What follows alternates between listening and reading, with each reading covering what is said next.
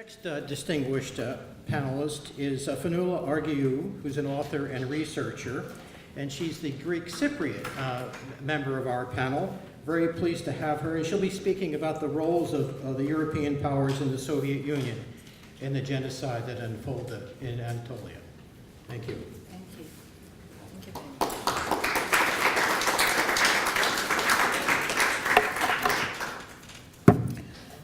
First, let me thank the organizers for their kind invitation and my friend George Yartouridis to participate at this conference, Symposium.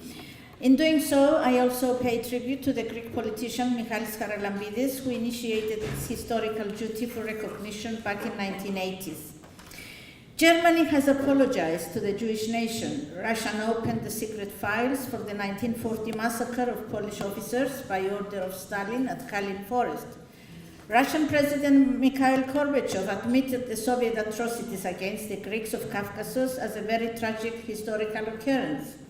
Yet 100 years on, Turkey escapes justice for her unprecedented crimes of the past century, refuses to come to terms with its history and apologize, which is the least expected of her, and due to the despicable impunity afforded to Turkey, she continues her crimes unabated. Examples are provided by the ongoing crimes and human rights violations committed by Turkey in Cyprus, my native country, since her two barbaric invasions of 1974. Ethnic cleansing amounts to an international crime as well as a violation of human rights. As a term, it was introduced in the 1990s during the Bosnian War, as if it happened in history for the first time. Ethnic cleansing is defined by the International Committee of the Red Cross as a purposeful policy designed by one ethnic or religious group to remove by violent and terror-inspiring means the civilized population of another ethnic or religious group from center and certain geographic areas. Genocide is a related but distinct international crime. As a term, it was coined in 1943 by Raphael Lemkin, the Polish-American and Jewish lawyer who was the driving force behind the adoption of the Convention on the Prevention and Punishment of the Crime of Genocide in 1948. It is an established fact that modern Turkey evolved out of the ashes of the from the most horrific genocide that preceded the Holocaust. All those hundreds of thousands of Christians, Armenians, Greeks, and Assyrians who were ethnically cleansed and also subjected to genocide in the most barbaric way. They were uprooted, deported, massacred en masse, and crucified. Women raped and slaughtered, as were children. My father's family from Asia Minor among the many victims. In 1999, following the publication of a small book of mine in 1998 on the Pontian genocide, I was invited to speak at another Pontian conference here in Boston, and a few days later in Toronto, Canada. The Pontian Brotherhood of Nakia of Toronto subsequently asked me to prepare a report for them on the genocide. This I did based on my research and the evidence available in the National Archives in London, from knowledge of which I had spoken. I was told that it was the first time they had evidence from the British archives. So I was told also by the Pontian friends in Greece with whom I was acquainted, who prompted me to write the book in the first place. Now, in the last 200 years of its existence, the Ottoman Empire became so decadent that it was known as the sick man of Europe. It finally collapsed in 1918 at the end of the First World War, when Turkey sided with Germany, Austria-Hungary against the Allies, France, Russia, and the United Kingdom. And it is during its last years that the Turks committed the worst crimes against humanity. Evidence shows that the Allies were aware of the Turkish intentions and brutality for the extermination of the minorities, primarily Christians, and kept detailed accounts of them in their archives, but did nothing to stop them. I make a small parenthesis here as an example. Following the outbreak of war and Turkey siding with Germany, on the 5th November 1914, the British government unilaterally annulled the agreement of 18 August 1878 and annexed Cyprus to His Majesty's dominions. Turkey hit back, and on the 11th November 1914, it issued fatwas, you heard this word lately, calling on Muslims across the world to begin a selective jihad against the infidels of the United Kingdom, France and Russia, but not the Christians of Austro-Hungary or Germany with whom Turkey had allied. Despite all that, the Allies did nothing to stop what were then known as massacres. The terms ethnic cleansing and genocide had not yet been coined. End of parenthesis. The European nations eventually viewed the situation as part and parcel of the inevitable collapse of the Ottoman Empire, more concerned in safeguarding their economic and commercial interests soon after the treaties, and did nothing to protect the innocent. The first purchase against the Greeks of Pontus took place in Amasya during 1914 onwards, although purchase against the Armenians had already started before the 1900, and the victimization of Christians stretched back well over centuries. The leadership of the Young Turks in pursuit of their barbaric objective, Turkey for the Turks and that only a Muslim can defend their country, followed the murderous proposals, as I've said before, of German General Limon von Sonders of creating labor camps, out of which hardly any victim survived. On December 11, 1917, British High Commissioner in Constantinople, Sir Horace Rambold, in a memorandum concerning the abominable ill treatment of the Greeks in Turkey, wrote that Greeks were being daily cleared out of Constantinople and its surroundings and taken to the interior of the country, their property seized and their belongings sold, the women and girls distributed between the German officials and the Muslims of importance. In Constantinople, he wrote, over 3,000 Greeks had been enslaved, but in Asiatic Turkey, over 100,000 had been killed or died of hunger since the beginning of August last. Let me say that Sir Horace Rambold was the one who signed the Lausanne Treaty on behalf of the British Empire in 1923. On December 10, 1918, a report prepared by the Central Committee of Unredeemed Hellenes, signed by Emmanuel Eliadis, president of the refugees from Asia Minor, noted that the remainder of the deported Greek population of the coast of Asia Minor, women, children, and old men, coming down from the interior, were in a most pitiable condition. Of the 8,000 people formerly living in the town of Ephesus, only 600 had returned. The rest died a martyr's death. In a most incriminating 7-page indictment against the Turks, dated 20th March 1922, the then British Foreign Office official George William Rendell, later Sir, knighted in 1943, died on 6 May 1979, included the following. The conclusion of the armistice with Turkey on the 30th of October 1918 seems to have brought about a temporary cessation of the persecutions of the minorities by the Turks, which had gone on all through the war. In the course of those persecutions, it is generally agreed that about 1.5 million Armenians perished in circumstances of extreme barbarity, and that over 500,000 Greeks were deported, of whom comparatively few survived. The ghastly Armenian persecutions of the early part of the war formed the subject of a British Blue Book as early as 1916, and the almost equally horrible Greek persecutions have been dealt with in several Greek official publications. It is necessary to refer to these pre-armistice persecutions, since there is now a strong tendency to minimize or overlook them and to regard those which followed the armistice as isolated incidents. As early as May 1919, reports of renewed persecutions of Greeks all over Anatolia and Pontus began to come in, and some 1,300 Greeks were shot on the 15th or 16th August 1921 alone, in about 2.5 hours.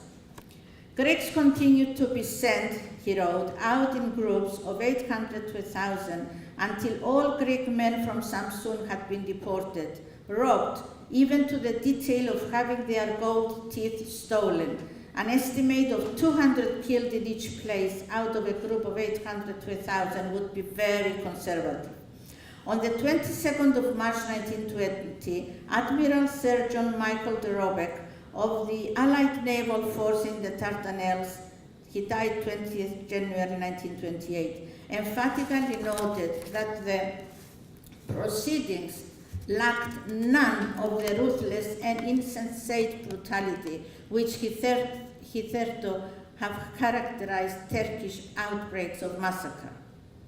Another extract from Rendell's memorandum reflects in more detail the Turkish barbarism when it refers to the destruction of the famous town of Nakia, Iznik, through a report compiled by a British officer attached to the General Headquarters British Army at the Black Sea, dated 7th October 1920. He wrote that the whole Greek population of Iznik, Nakia, about 130 families, had been massacred. He was taken around to some of the places where the remains of the bodies lay. At the foot of the mountain east of Iznik, he saw a cave with burned and mangled bodies, estimated at least 100 dead at that spot alone, and he added, "All the bodies I saw had been mutilated. Apparently they had first had their hands and feet cut off. After that they were either burned alive in the cave or had their throats cut. I clearly recognized the bodies of women and children among them, apart from the mutilated remains, old bones which lay about, proved conclusively that the bodies had been cut up." Cemal Bey is said to be responsible for these massacres. The ancient Greek church of Iznik, which dates from 332 AD, has been thoroughly smashed up. The walls remain only. The images, carvings, etc. were all broken up, and the church literature burned in a pile. It is said that a number of people were massacred inside the church. The fate of the ancient Greek church at Iznik forms part of a much bigger assault on the ecclesiastical heritage of Greeks and other Christians in Turkey. A similar assault occurred incidentally against the ecclesiastical heritage of the occupied north of the Republic of Cyprus after the two Turkish invasions of 74. In another report dated 10th May 1922, the British High Commissioner in Constantinople, Sir Horace Rambold, wrote something of enormous importance. This is because his report constitutes authoritative contemporaneous evidence of, firstly, the cruelty inflicted by the Turks, and secondly, the criminal intentions which underlay their criminal actions in targeting their Greek and other Christian victims. The Turks, he wrote, appear to be working on a deliberate plan to get rid of minorities. Their method has been to collect at Amasya Ottoman Greeks from Pontus, from region between Samsun and Trabzon. These Greeks are marched from Amasya as far as Caesarea. In this matter, a large number of deportees die on the road from hardship and exposure. The Turks can say that they did not actually kill these refugees, but a comparison may be instituted with the way in which the Turks formerly got rid of dogs at Constantinople by landing them on an island where they died of hunger and thirst. The Turks did not allow the American Near Eastern Relief to shelter children whose parents had died on the road.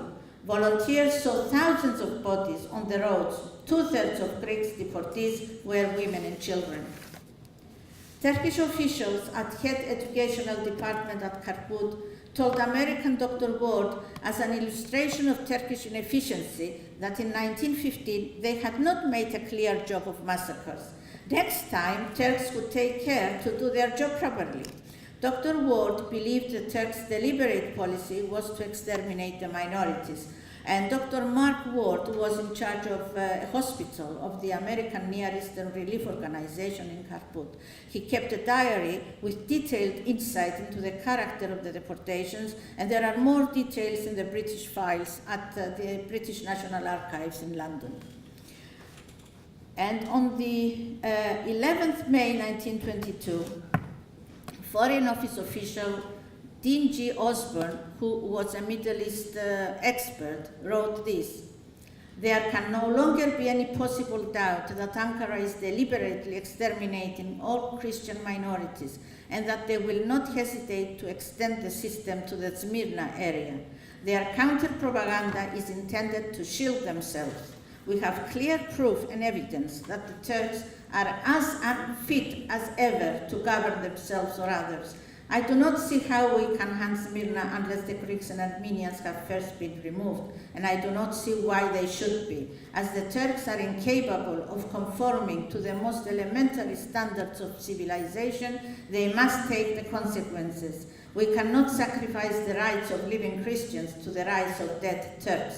Once Turkish rule is restored, it will be impossible, probably, to protect the minorities. The only safeguard, as the Greeks say, is the Greek army." This source not only provides additional evidence on the criminal intent which underlay the criminal Turkish actions, but also provides evidence to suggest that the fate of Smyrna in late 1922 was preordained. The next evidence obtained from reliable sources at the time is a document dated 6 June 1922, prepared by the Vice Admiral, head of the British Naval Mission in Athens, and sent to the British government. And I quote, "The conditions of Christians of the following districts is horrible. All villages have been set on fire. From the inhabitants, others were killed on the spot or burned alive. The following are details of the atrocities obtained for the most part from eyewitnesses. In the district of Bafra, 300 inhabitants of the village Trumeli were assembled in the school of the village and the 2 houses of Perikli and burned alive. 500 women and children of the village Tutusalan were assembled in the school and the house of Abos and burned alive.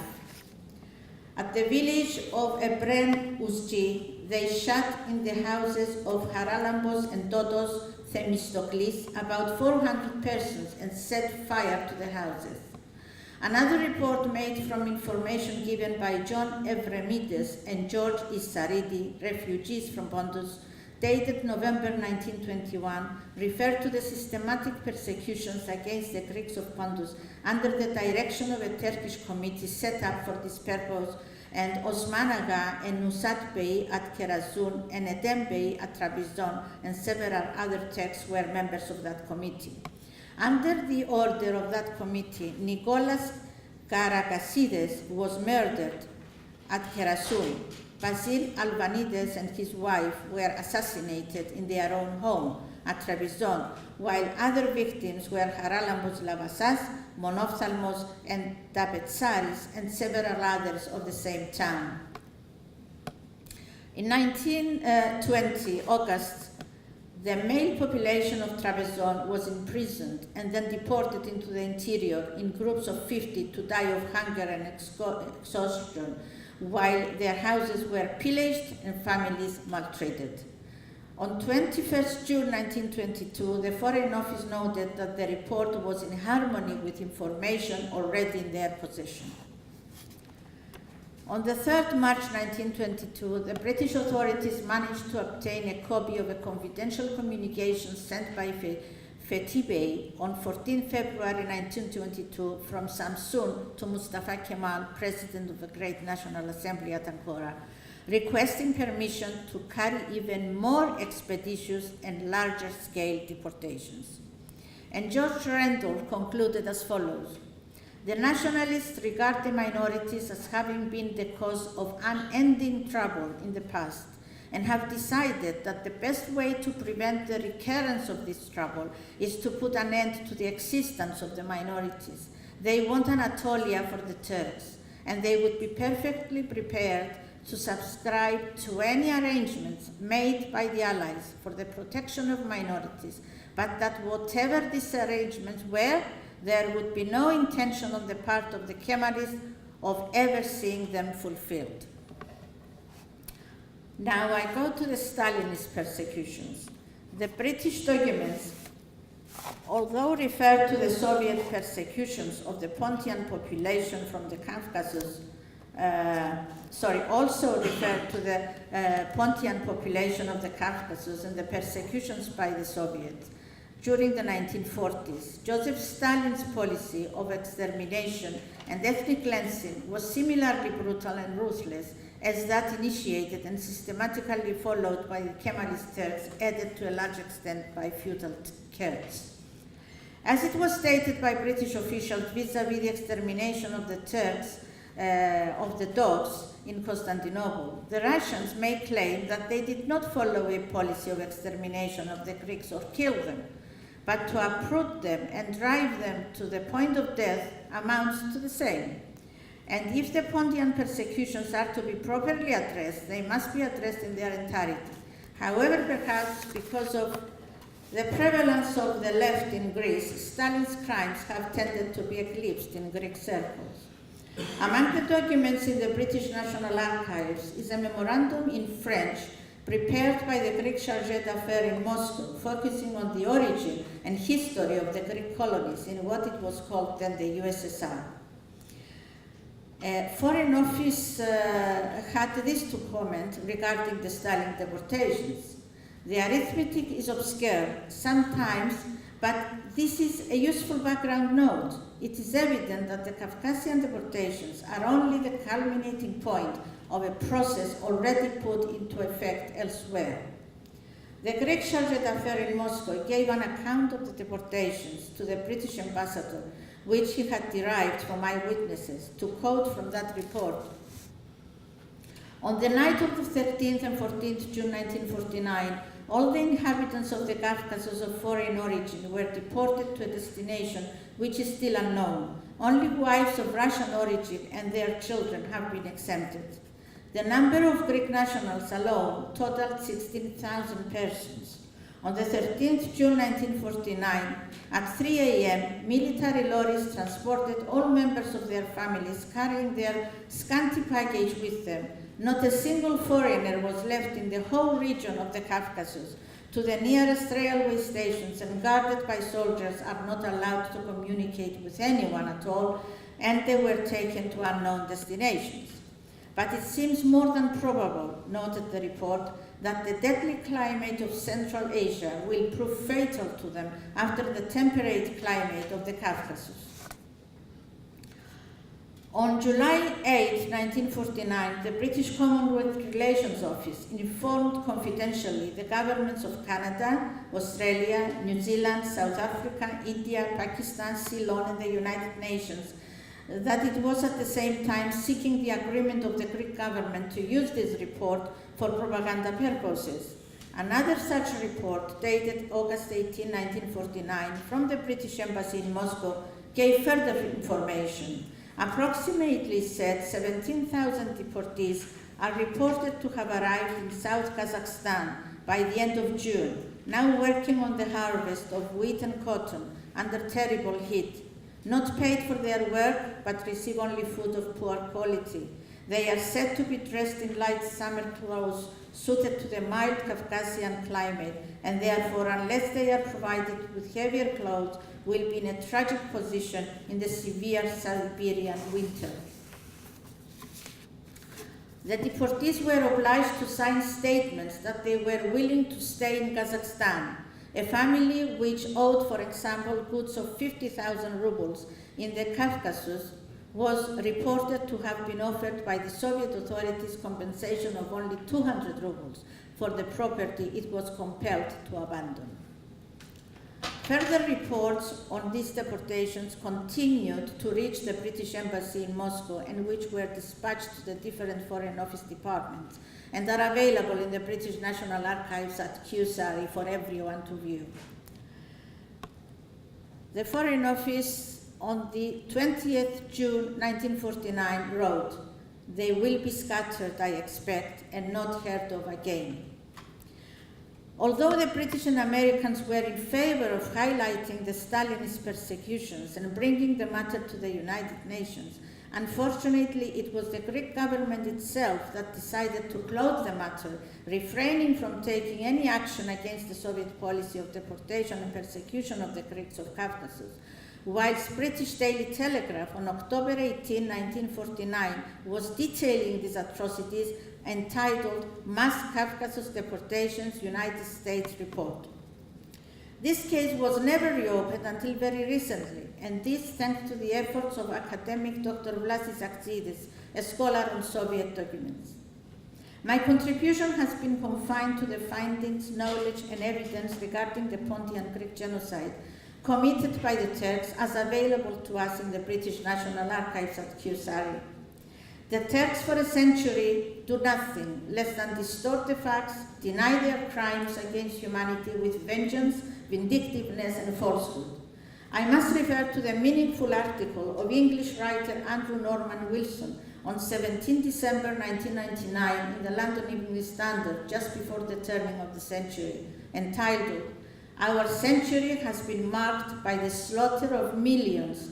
The next century will be dominated by the mullahs." And he wrote, "The slaughter begins with the First World War, unimaginable numbers of young men pointlessly and cruelly sent to their deaths. The writer's controversial prediction at that time soon was to turn to a macabre reality." It is an established fact that if one does not learn from lessons of history, history repeats itself with terrifying precision. As evidenced by Jeremy Hunt, British Foreign and Commonwealth Secretary, in his meaningful article in the Sunday Mail on Easter Sunday, 21st April 2019, entitled "Notre Dame was a tragedy, but it is in too many parts of the world, it is the Christian congregation that perishes," in which he details today's atrocities, including the Christian persecutions in China.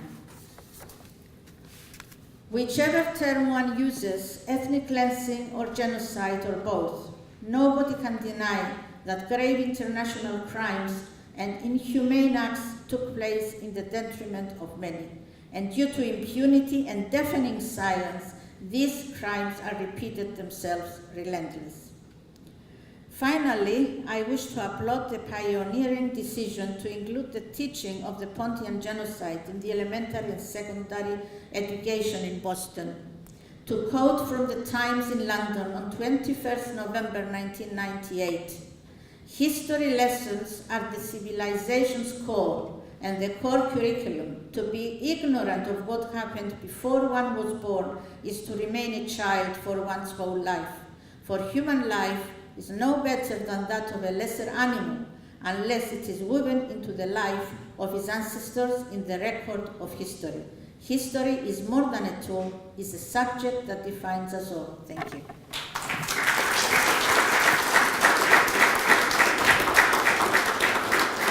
Thank you very much. Yeah, sure. Questions? Okay. Oh, yes, over here we are. One late question. Recently, a statement was made by the President of Turkey that Black Sea is full of the bones of Greeks that were annihilated and thrown into the Black Sea. And I cannot help remembering my grandfather talking about people were hired with boats to take the Greeks to transport them somewhere in Russia or somewhere else in Greece, and they were drowning them in the middle of the sea because they couldn't swim. Through the research that you have you ever come across something like that? They were promising them to give them read them and go somewhere else and? No, I haven't come across this specific question, answer, but this is only a small token of what I could put together for 25 minutes lecture. But there is a lot of historical evidence in the British National Archives. If one can have the time to spare and go and study there, I'm sure they will find thousands of other relative statements and information. The British kept a very, very complete picture of what happened. They usually do on everything. Now, what they follow and what their foreign policy is another matter. But at least we are grateful to the National Archive because it's a labyrinth of knowledge on many things. And I know for a fact, because I have been a reader there since 1985, and I met a lot of American colleagues and American military men that come there and they study, especially the First World War and Second World War archives. They are precious heritage there. And I would urge anybody who has the availability and the time and the money to come and study there. I'm sure you will have a lot of other answers. During the late teens, 1950s, 16, 17, 18, 19, England was Greece's biggest ally, I believe. And that was because of Lloyd George's support for Venezuela. During that time, a lot of these atrocities took place. The American Black Sea Fleet was right there, they documented them. In the British National Archives, do we have any such documentation while Lloyd George was in power supporting Greece? Any reference to the Pontian freedom fighters, to the atrocities, any such thing? Do you think we can look into that? Yes, there are. How the British Archives documented. Maybe they didn't have a fleet based in Constantinople, but there was definitely some sort of knowledge. Oh, they did have it. That's why I referred. Yeah, Oh, they did have one. yeah, they did have it. So they're Yes. gonna have their own naval. Oh, yeah, they had big time fleet. They had Yes, yes, battleships yeah. and things like Plenty of that. evidence there, George. But were they off the Pontic coast? No, but they came in occasionally. They were not in favor of the Turks. Turks didn't like to see them, so they left. You know, and all the time they came in once. One I think one episode where two destroyers came in and asked the Turks for something. They didn't get an answer, so they left. So they were not right there, at least at the time. Now, but they were big time. Yes, Right? yeah, France, yeah, they were. Britain, Based in Constantinople. in Constantinople. Yeah, Right. yeah, they have. So we can look into the British National Archives. During the time of good relations between Venezuela and, it was all the time with Lloyd George, but after Lloyd George, we lost a lot of Yeah. support from him. Yeah, Okay. Let me just add, if I could, in reference to your question, there is, and Bob, you may be aware of this, I remember coming across, I think it was in either the Near East relief records or in the war diaries, there was a story that had been circulating for some time about 3 children who had been taken out into a boat and drowned off the Black Sea coast. And that shows up repeatedly in the records. And so, I never chased it down, but maybe you could In say. the wartime in 1915, 16, that's my best recollection. I run across that from time to time, yes. Armenians too. That was a known method of. Yes, of- yes. of- It wasn't just once. Yeah. Well, thank you for your presentation. Thank you.